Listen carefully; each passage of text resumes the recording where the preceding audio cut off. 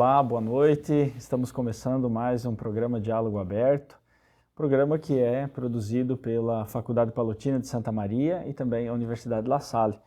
E esse programa sempre traz assuntos muito importantes para a nossa atualidade. E hoje nós contamos com a presença da professora Isabel Cristina Martins Silva, ela que é formada em Direito, né? E também é professora aqui na Faculdade Palotina, mestre em Ciências Jurídicas e com experiências em diversos temas, especialmente Justiça Restaurativa, Mediação, Práticas Restaurativas, Comunicação Não Violenta, Cultura de Paz e Escola. E hoje nós vamos falar então, professora, sobre a comunicação não violenta. Seja bem-vinda ao nosso programa. Muito grata, é uma honra e uma alegria poder estar aqui, né, compartilhando então um pouquinho sobre essa temática da comunicação não violenta, que proporciona aí que nós possamos estar em bons relacionamentos, né, tanto no âmbito pessoal quanto no âmbito profissional, que a gente possa, através da comunicação, promover, né, espaços seguros de conexão e que torne a nossa vida mais leve, mais maravilhosa. Tá certo, professor. Nós agradecemos. Esse é um assunto, de fato, que é importante para todos nós e em diversos âmbitos também da nossa sociedade. O que seria exatamente a comunicação não violenta e como que ela se difere, digamos assim, da comunicação tradicional, se podemos dizer assim? Então, segundo Marshall Rosenberg, né, que é o autor dessa forma de abordagem, como a gente está falando aqui, a comunicação não violenta, ela não é só uma técnica, mas pode ser uma filosofia de vida, né?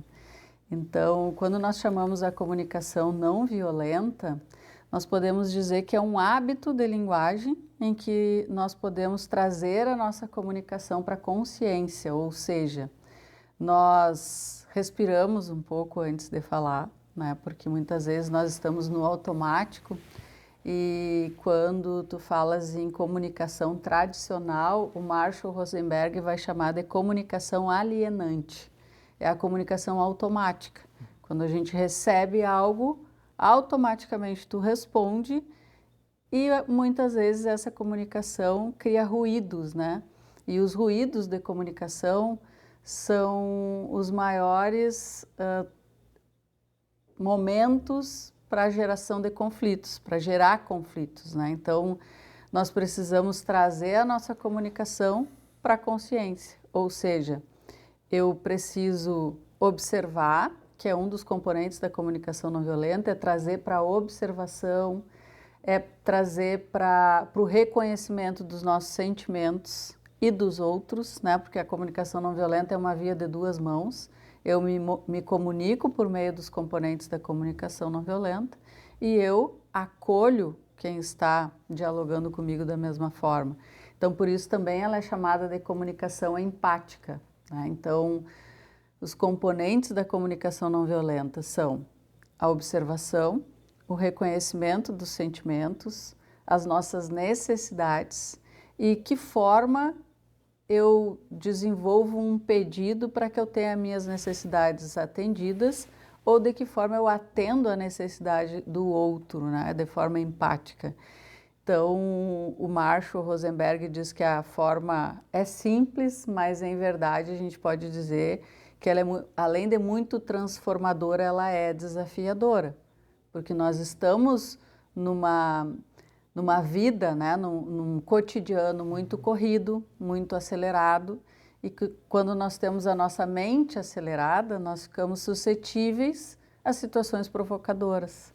Então, eu preciso ter momentos, mesmo que 1 minuto, de oração, de meditação, de atenção plena comigo mesma, para eu entender as coisas que eu estou observando, observar sem julgar e avaliar, que é extremamente desafiador também, porque nós seres humanos somos acostumados a prestar diagnósticos, julgamentos, críticas de forma muito natural.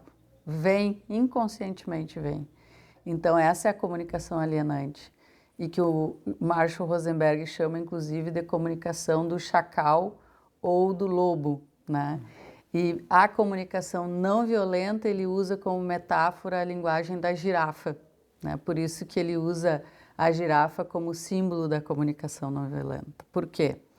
Porque a girafa, até trouxe aqui, né, minha girafinha, a girafa tem um coração 43 vezes maior que o do ser humano. E para que nós possamos praticar a comunicação não violenta pautado nesses 4 componentes, nós precisamos expandir o nosso coração. Para que a gente possa promover uma conexão humana através da linguagem e da comunicação, eu preciso expandir o meu coração, eu preciso usar uma comunicação do fundo do coração. Quando eu promovo uma escuta empática, eu estou usando ali a amorosidade, a amorosidade com a necessidade do outro. A comunicação empática não é só se colocar no lugar do outro, como muitas pessoas trazem a empatia como se colocar no lugar do outro, mas é acolher a necessidade do outro. É respeitar, e respeitar não é ceder, respeitar é ouvir atentamente, escutar atentamente com todo seu ser, como Marshall Rosenberg diz, com a alma.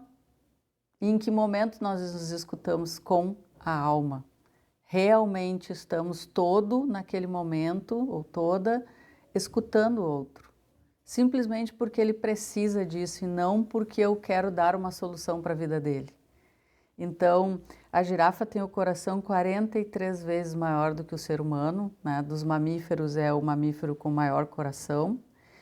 E ela tem esse pescoço longo que também proporciona que a gente possa enxergar as situações, observar as situações por um outro ângulo, um outro ponto de vista.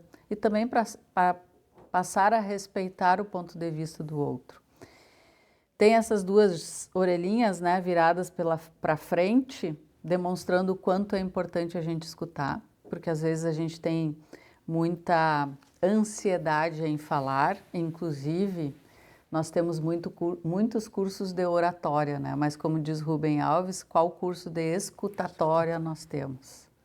E nós temos uma ansiedade de falar. Às vezes, quando nós escutamos alguém, a gente não espera a pessoa concluir e já tem a solução para a vida dela, mesmo não sendo técnico nessa área, né?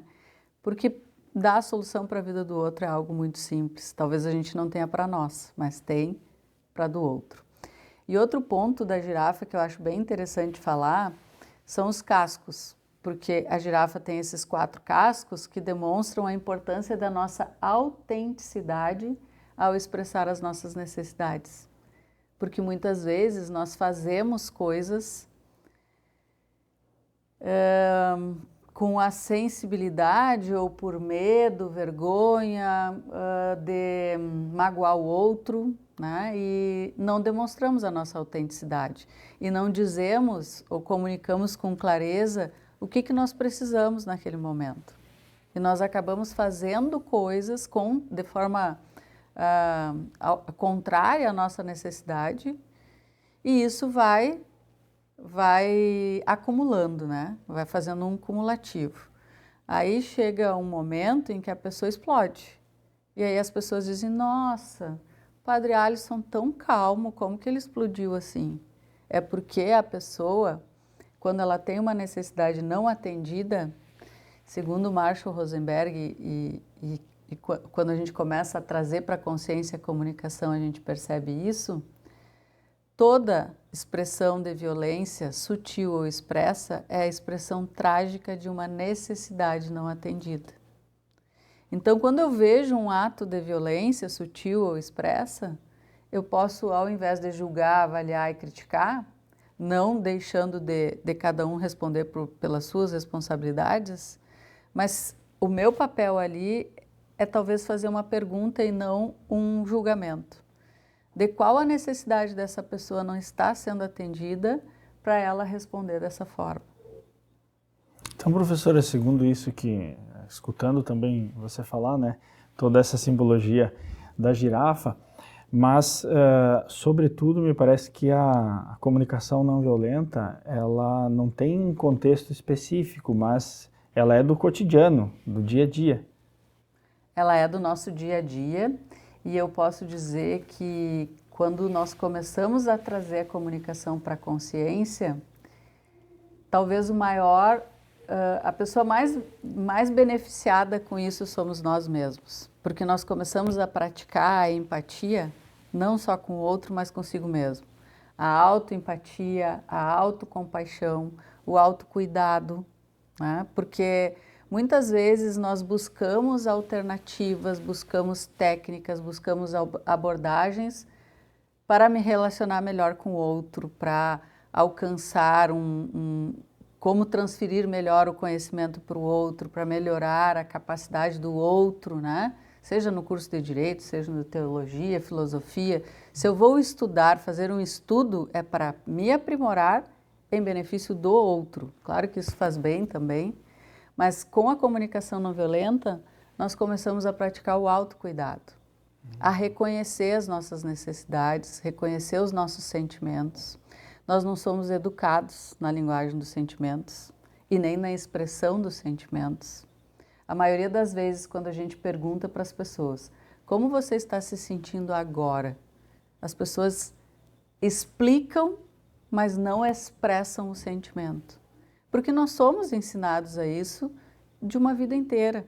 Nós somos ensinados que chorar é feio, é vergonhoso, e nós somos ensinados que quando nós expressamos a nossa vulnerabilidade, é vergonhoso, então eu não posso chorar. Então eu fico pensando assim, ó, o milagre que é a engrenagem para se deixar cair uma lágrima. Né? A gente sente aqui, manda aí todos os comandos e a lágrima cai de alegria, de tristeza, de outros tipos de emoção, e nós somos ensinados que eu preciso segurar isso.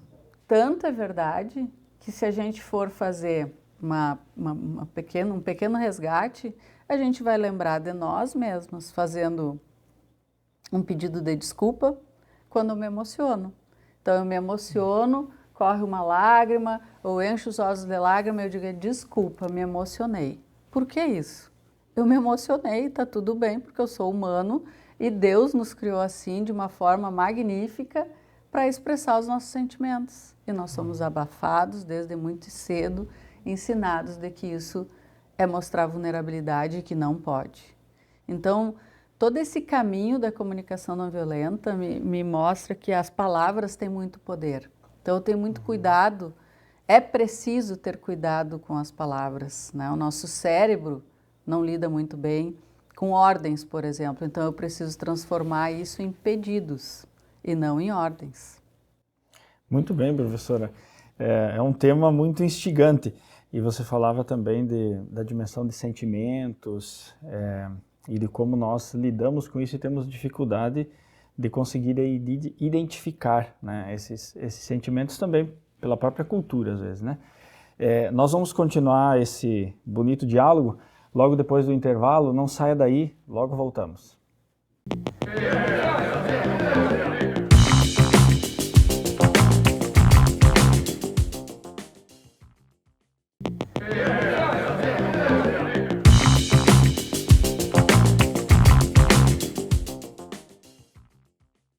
Estamos de volta com o nosso programa Diálogo Aberto e hoje temos a professora Cristina aqui conosco, que é graduada em Direito e também professora aqui na FAPAS, trabalha com diversos campos, né, professora? E isso também dá uma grande experiência, então nós temos essa oportunidade de tê-la aqui hoje.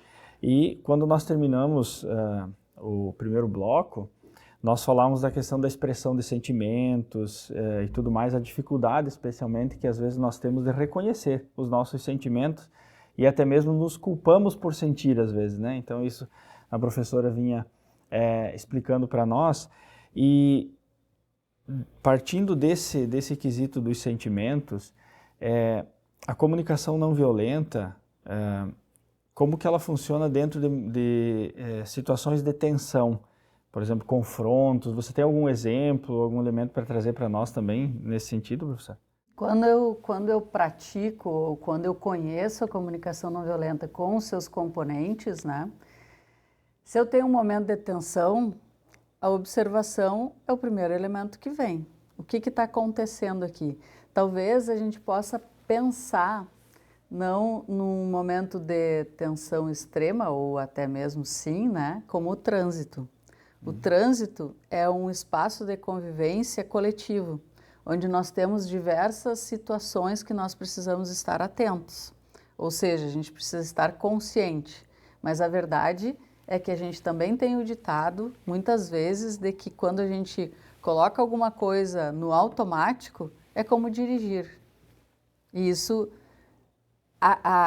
o efeito de dirigir do que precisa fazer no carro, eu sei.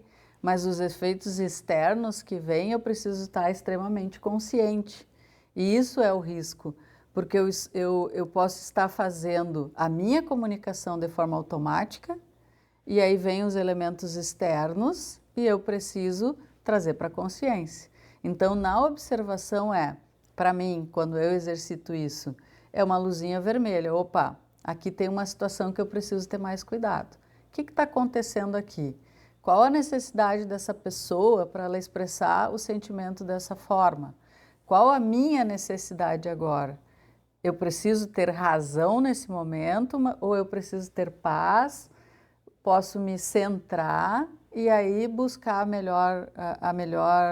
melhor encaminhamento, né? Como a gente falava antes do intervalo, o meu diálogo, a minha palavra vai abrir janelas ou vai ser parede, né? Vai construir pontes ou muros.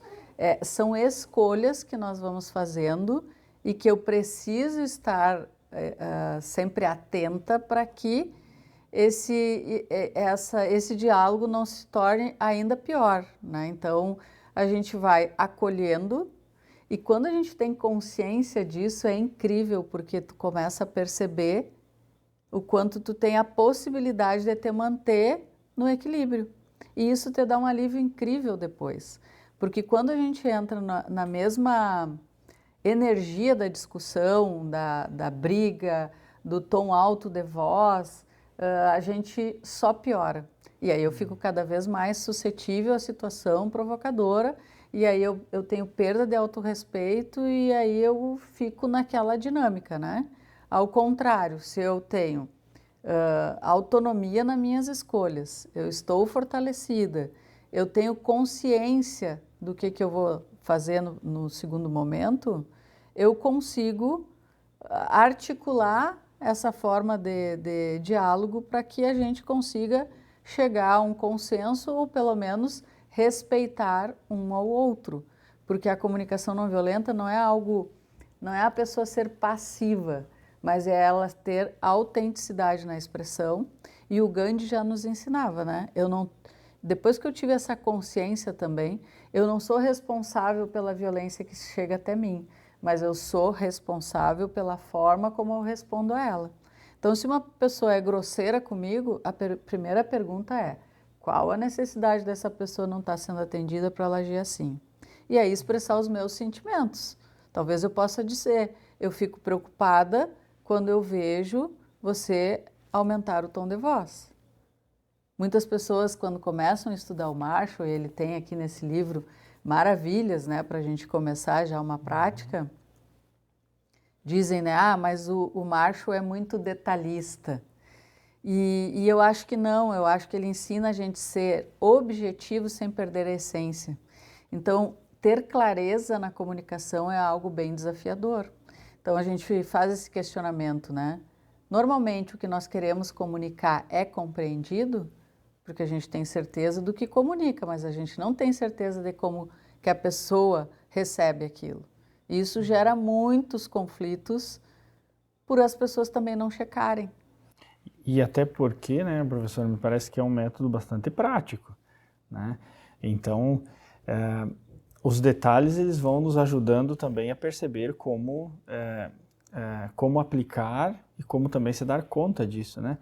E como nós temos assim no dia a dia essa possibilidade de exercitar, digamos assim, a comunicação não violenta, precisa de professores ou a pessoa mesmo pode ser autodidata em aprender a comunicação não violenta?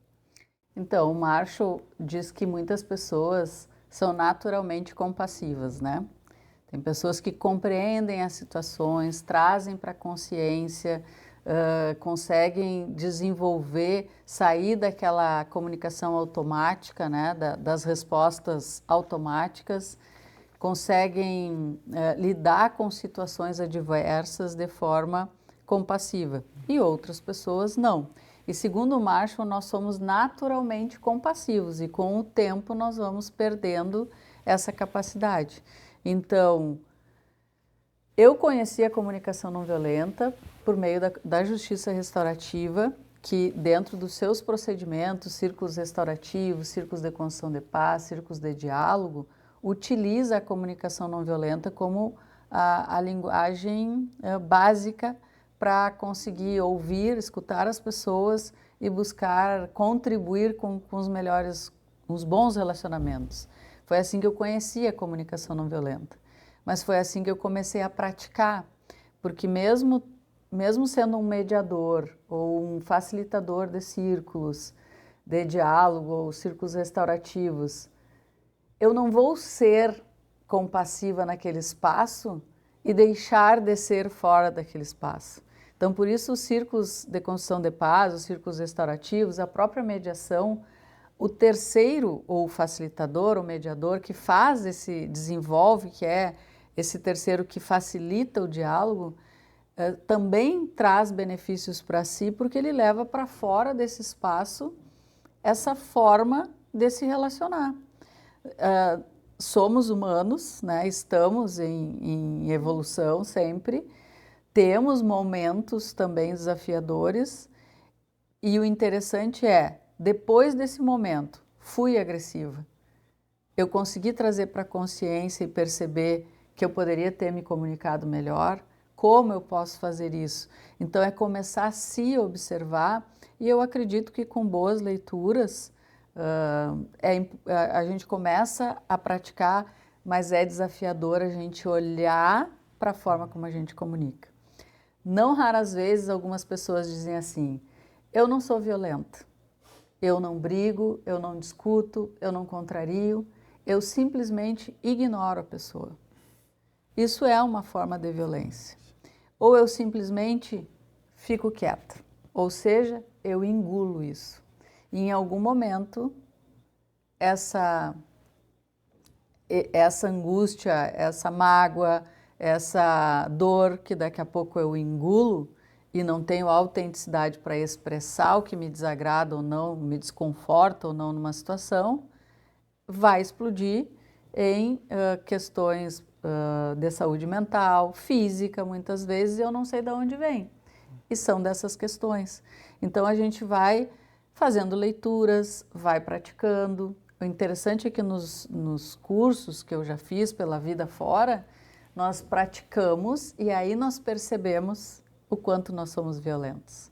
Porque senão eu não enxergo isso. É tão automático que tem pessoas que fazem diversas oficinas e não conseguem se enxergar como pessoas sutilmente violentas. Quando eu digo para o meu filho, você tem que arrumar o quarto. E ele simplesmente não arruma, eu estou expressando a minha necessidade. Não, você está dando uma ordem, por isso não vai conseguir sanar ou alcançar a tua necessidade. Então eu preciso dizer, meu filho, eu preciso de organização. Como nós podemos resolver isso para que não se torne pesado para uma pessoa só? Então, promover a cooperação, isso é uma das metas da comunicação não violenta, né? Promover a cooperação nas relações, a empatia, o alívio quando eu consigo comunicar algo. O Marshall conta, por exemplo, que uma senhora que fez um workshop com ele, chegou em casa e conseguiu expressar para sua família, olha, eu preciso expressar uma necessidade minha. Eu não gosto de cozinhar. E a vida inteira ela cozinhou para a família.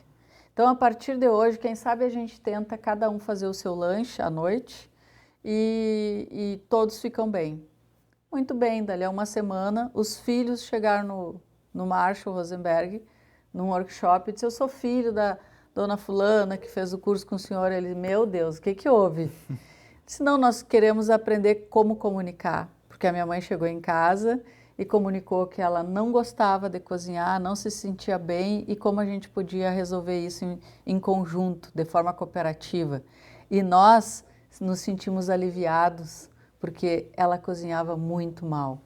Ou seja, são essas relações de não magoar o outro, mas não ser autêntico nas suas necessidades, que às vezes a gente passa uma vida fazendo isso e se angustiando e criando situações que eu não consigo expressar, não dou oportunidade da pessoa também entender, por isso que a gente diz na comunicação não violenta que eu não levo para o lado pessoal. Se a pessoa fala do meu fazer, né, eu posso utilizar isso como uma oportunidade de evoluir, de melhorar. Eu não preciso levar para o lado pessoal e sofrer e fazer uma culpa de que eu sou uma má professora, eu sou uma má pessoa. Não, a tua prática poderia ser mais atrativa, uma metodologia mais ativa. Que alegria, né? Poder receber esse feedback e fazer melhor, mas as pessoas levam para o lado pessoal e acabam piorando, inclusive, as coisas, né? Certo, professor, e acredito que esses elementos que você traz são bastante práticos para todos nós, para irmos já iniciando, né? Quem não começou a iniciar essa curiosidade, pelo menos, pela comunicação não violenta. Professora, nós estamos chegando quase ao fim do nosso programa, mas eu ainda gostaria que você falasse um pouquinho, a partir da tua experiência, quais benefícios, né, psicológicos a pessoa pode adquirir a partir da prática da comunicação não violenta? Olha, na minha prática pessoal, inclusive, né, para a comunicação não violenta traz a capacidade de nós promovermos o autocuidado, a autoempatia e a autocompaixão. E se eu me cuido, eu consigo cuidar melhor das pessoas. Se eu me relaciono bem comigo, eu consigo me relacionar bem com as pessoas e com o ambiente onde eu vivo. Então, isso tudo, poder comunicar de uma forma autêntica, e isso não é ser super sincero, é ser autêntico, né? Deixar de ser bonzinho e ser autêntico, ser verdadeiro nas suas emoções, nos seus sentimentos, nas suas necessidades, promove uma conexão nas relações. Então a gente está inteiro, não é uma relação superficial, é uma relação inteira, porque se eu sou autêntico, eu também vou fazer escolhas, né? Se essa pessoa, de alguma forma, não me faz bem, eu vou respeitar, mas eu tenho escolhas de manter ou não essa relação. Então, eu vou construindo possibilidades de ter compaixão comigo mesmo e também com os outros, porque daí eu me torno, eu consigo, através dessa comunicação consciente, promover bons relacionamentos, mas sempre buscando o autocuidado. Então, eu preciso de espaços de atenção plena comigo, seja um momento de oração, de meditação, de ouvir uma boa música, de olhar para mim, né, como o ser humano que precisa estar bem para me relacionar bem com os outros também. Professora, eu gostaria de agradecer muito a sua presença aqui conosco hoje, e também agradecer a todos vocês que nos acompanham no programa Diálogo Aberto. E hoje nós falamos então da comunicação não violenta, que é algo muito importante para o nosso cotidiano, para também nós podermos comunicar bem através de uma linguagem clara e também através da linguagem podermos expressar os nossos sentimentos, as nossas necessidades para aqueles com os quais nós convivemos. Recordo a você que na próxima semana, na próxima quinta, teremos mais um programa Diálogo Aberto. Obrigado pela sua audiência e que Deus possa sempre abençoar você e a sua família através da intercessão de São Vicente Pallotti. Até a próxima semana.